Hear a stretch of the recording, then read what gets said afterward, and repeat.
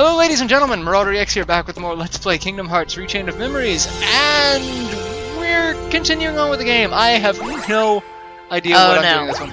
Oh yeah, showing off the 4 new worlds that we got here. This one's Atlantica, because that was the first one on this. It's been a while since I've recorded this, so I don't even remember what's going on. I have no clue. I don't know what's going on. Continuing with the game choosing for me, it started off on Atlantica. We're gonna go to Atlantica. As much as it might kill us both to do that. Well, Atlantica was not bad in this game because it didn't change everything to be something completely different just to fit the world.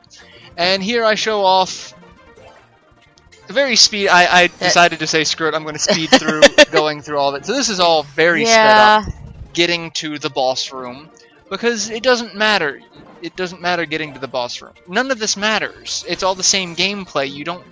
It's nothing new. It's kind of boring to be, and I think that's part of the reason that I'm just ready to be done with this game and move on to the next thing. The in-between sections where you're in Castle Oblivion and you're actually learning Riku's story. Yeah, that's fine. Yeah, this is so. I don't think Riku went to Atlantica in Kingdom Hearts 1. I don't think he was there. If he was there, there was no... Instead of showing a story that happened behind the scenes in Kingdom Hearts 1, what Riku was actually going through, they're telling a new story, which, while entertaining, it makes the gameplay sections here really boring. Well, but it's also not what this game is supposed to be. Yeah. And we make it to the boss room, and it takes 20 blue cards, so all of my mingling worlds, because I don't even mess with mingling worlds, there's no point in that. I use a good chunk of those. And we have the boss fight with Ursula. Now, again, we're using a pre-constructed deck, so Ursula is a bitch. There's just no two ways around it. She plays the same way as she did in Sora's story, so her grabby little tentacle things will come forward. She'll shoot bubbles. Really, half the time I won't even see, and I end up wasting half my deck against a 9 card, an 8 card. We get the Mickey card, and not the Mickey summon. And it brings her head down. The only downside is we don't have spells, so ranged attacks really aren't anything we have access to unless we go dark mode and use Dark Faraga. We have Holy Burst, but it doesn't hit her in the head. It'll take out the tentacles though, which is kind of useful. Yeah. This won't be pretty. Darkness! But, you know, once you go Darkness, you can do Dark Break, but it doesn't hit her. You have to go Dark Faraga. I keep screwing that up. I keep trying to go... And I don't know why I keep actually using the sleight. It's not actually accomplishing anything. But now I've only got 8 cards in my deck because I'm brilliant. And I sit here and figure out what would be the best thing to use. And thinking guard armor to slightly extend the attacks, but that's really useless for the most part. And we get card broken while using Mickey. I was actually hoping more for the healing effect of Mickey. Because Riku has crap for defense. Yeah, he does. And I'm just hoping to hit her in the face with, you know, Soul Eater. And see, that hurts. That was an attack she never even got off when playing a Sora. We'd never let that happen. Nope. And I lose Dark Mode. She's broken like a gazillion of your cards now. Yeah, she breaks a ton of them. She's just a pain. Not the worst boss I've fought so far, though. At least, out of everything I've already recorded. But out of everything you guys have seen, this is by far the worst. She's a pain. She's terrible. She is just aggravating, obnoxious, and she's just like she was in any other incarnation. And she moves. makes hitting her kind of difficult. I really wish Holy Burst would hit her. That's my thing. I was hoping that it would, you know, hit her in the face. And at this point, I'm like, let's just, you know, break her cards and go into dark mode and hope that I can hit her with something. But instead, I waste half my cards. And I take time. I'm taking forever. Well, I mean, not having the spells, you don't have the range that you have with Sora. Yeah, I have no range. Make a really big mistake and like use all those cards for sleights. And yeah, I messed up with the sleights. That I should have backed. The second that it was not Dark Virago, I should have backed off because I was just wasting cards.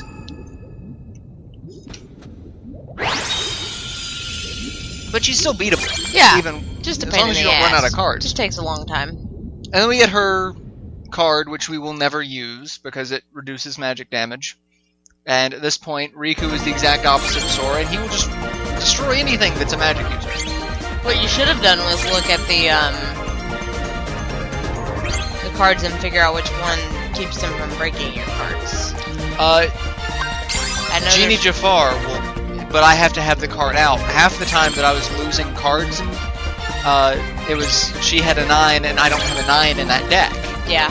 And that is my biggest gripe with the reconstructed deck. Agreed.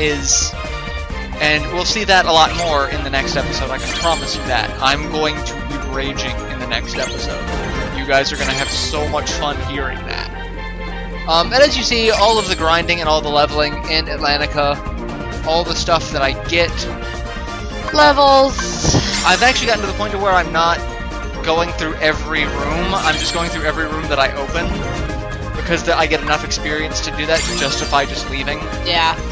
Especially with some of the worlds are starting to get bigger.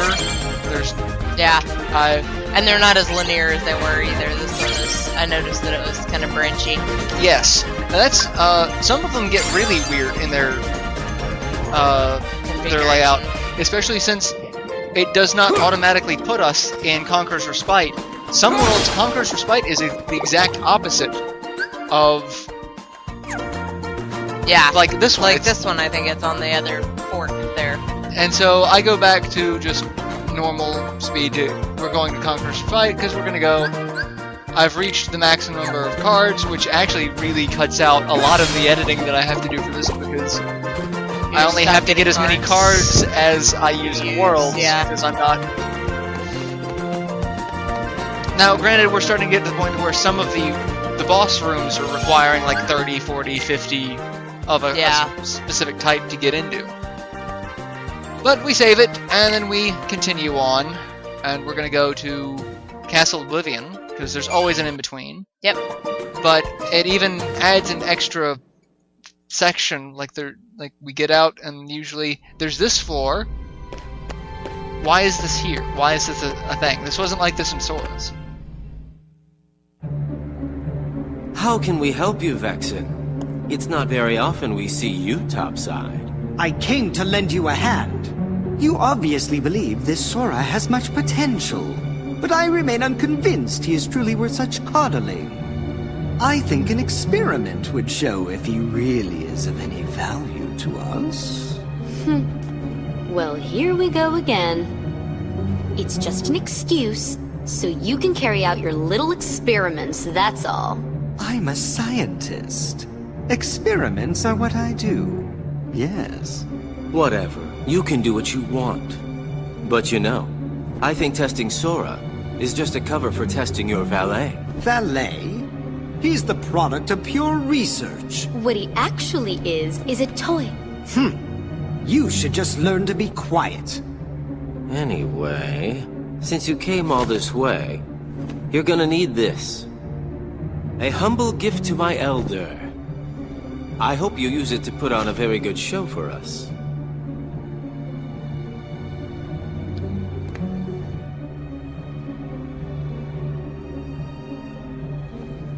That card holds the memories of Sora and Riku's home. It's just a card.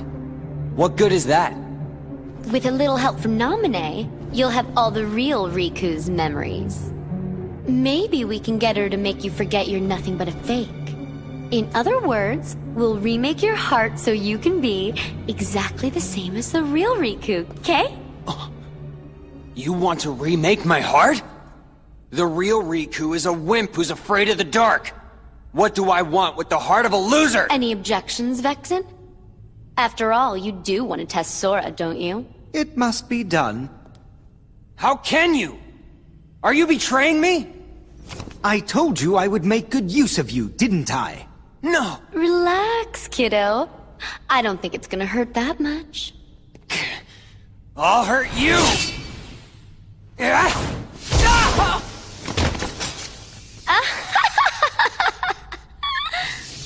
Stupid little toy. Think you could defeat me? Where would you ever get a thought like that?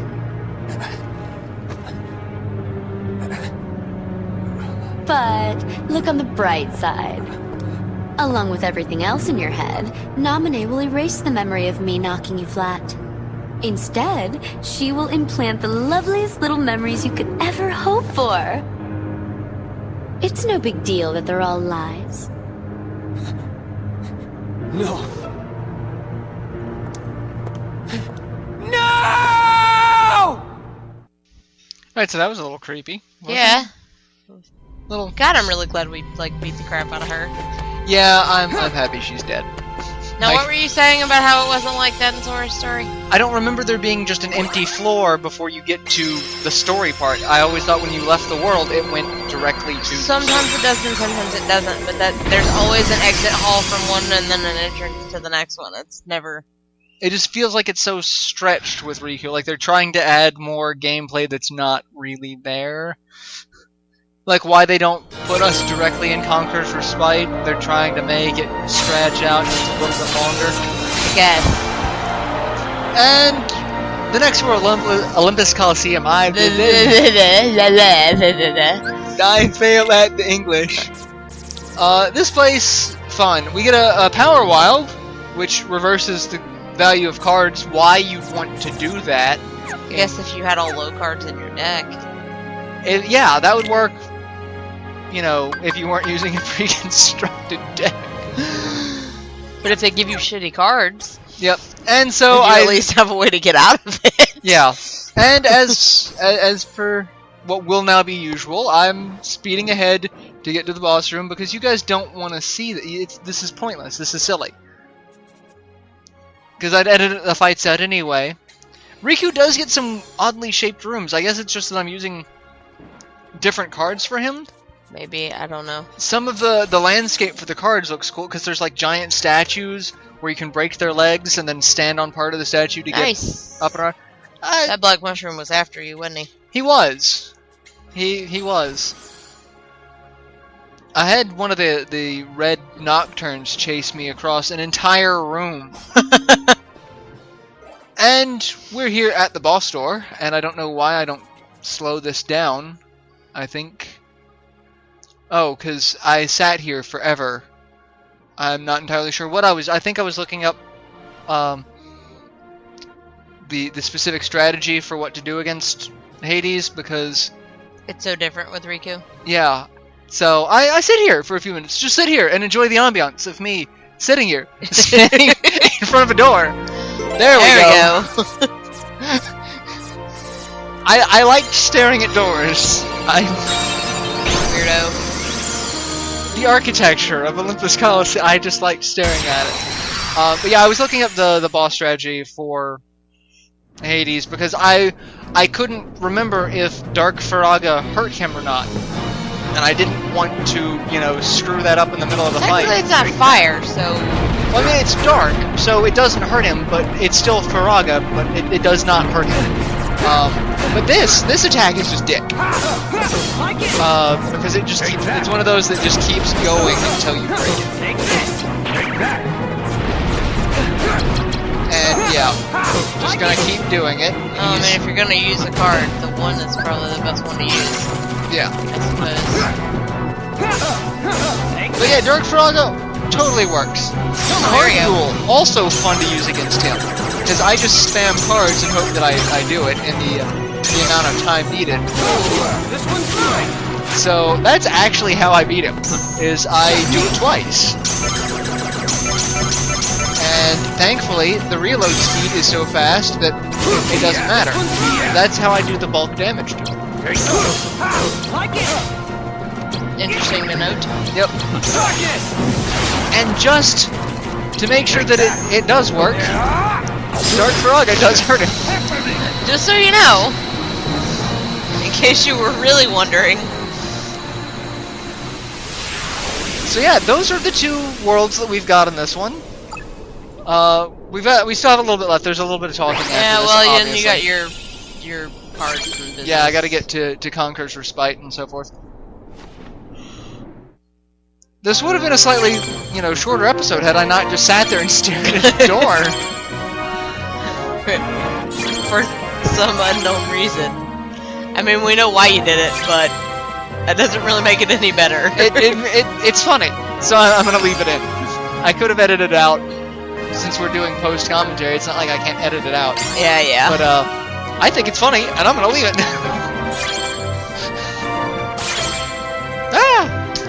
So yeah, this is all the stuff that I get. Whenever attack becomes a bonus boost attack, everything else is just kind of silly. We're at Conqueror's Respite, so I'm gonna go up and save it, and I don't even bother breaking anything in Conqueror's Respite because the only thing you can get is health orbs. So so there's no point. But it takes all of my willpower not to break things in this game. So yeah, I'm gonna go ahead and end this episode here, and I will see you guys in the next installment. So till then, later everyone.